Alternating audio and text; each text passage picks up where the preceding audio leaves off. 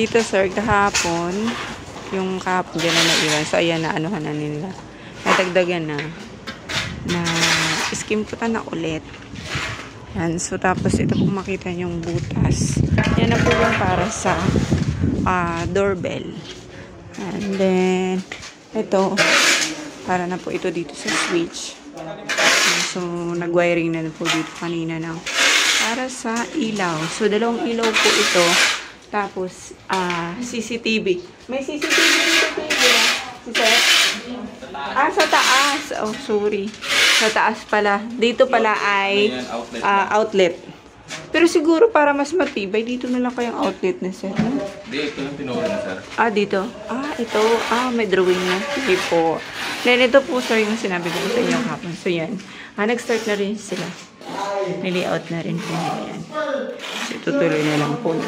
Ito din ang kagandahan nito, sir. Kasi, hindi na ako dito maghahanap ng wire.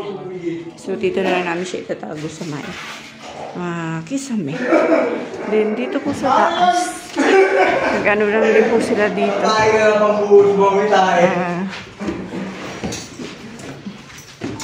Nag-ray po pala yung mama mo.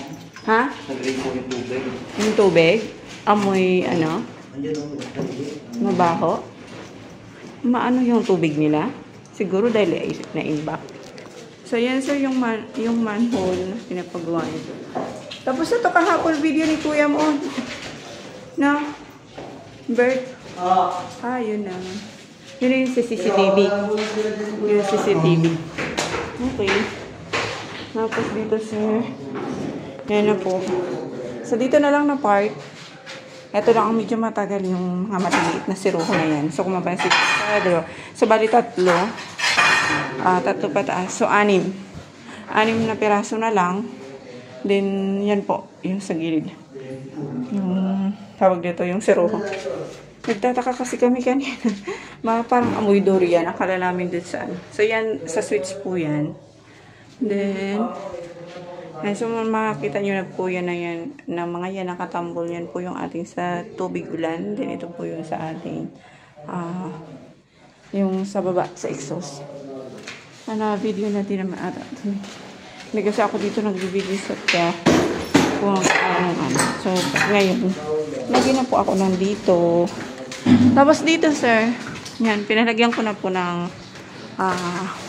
share-board. So baka po magtaka kayo, ang ano ko po kasi nito sir, di ba po ang sa contract natin is spandrel, gagawin ko na lang din po siyang PVC, pero po para po ma-protect natin yung PVC, although ano naman to yun, heat resistance naman siya, pero para lang mas tumagal, pinatungan ko muna siya ng share-board bago ko siya ulit papatungan ng PVC. So mas mamaterial siya, pero at least po tatagal siya ng ganun. Kasi, kung mapansin nyo po yung sa baba, sir, lalagyan ko na rin po siya doon ng PVC.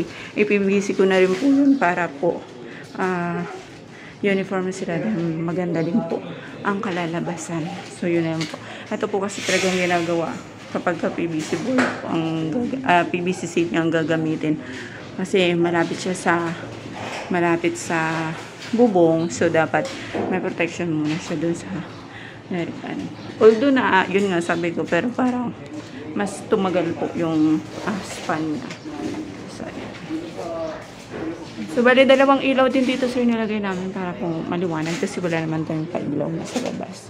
So, yan po. Sa ano po ulit. Kakausapin namin po sila sir kung papasok sila bukas. Pangpalit sa ano. Pero kung sino lang po papasok bukas, baka po yung mga mag-i-install lang po ng ano sa baba pa rin.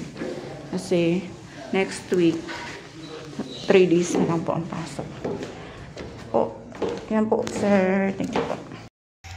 So ito po sir, yan yung kanina na pinakita ko sa inyong manhole dito sa labas. So ito binutas na namin yan. Ngayon ititest natin, bubuhusan namin siya dun sa loob. Yan, dito sa ginawa rin naming manhole dito. So may na-ready na ako isang timba dito na tubig. Dagdagan pa natin ang isa. So dyan, bubuhos natin itong dalawang timba na to ng sabay.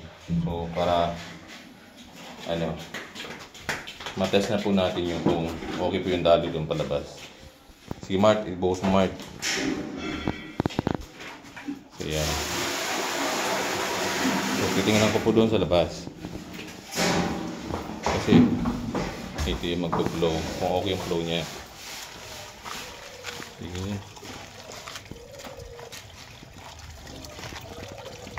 Ayan, okay naman sir. So tuloy-tuloy siya. Sige, boss mo pa isa. Yan, pangalawang buhos na po ito. Yan, malakas po. Maganda po yung pag-flow ng tubig. So, okay na to sir. Connected siya. Connected sa ano, kahit nung sa culvert sa ano, yung main drainage. Okay siya.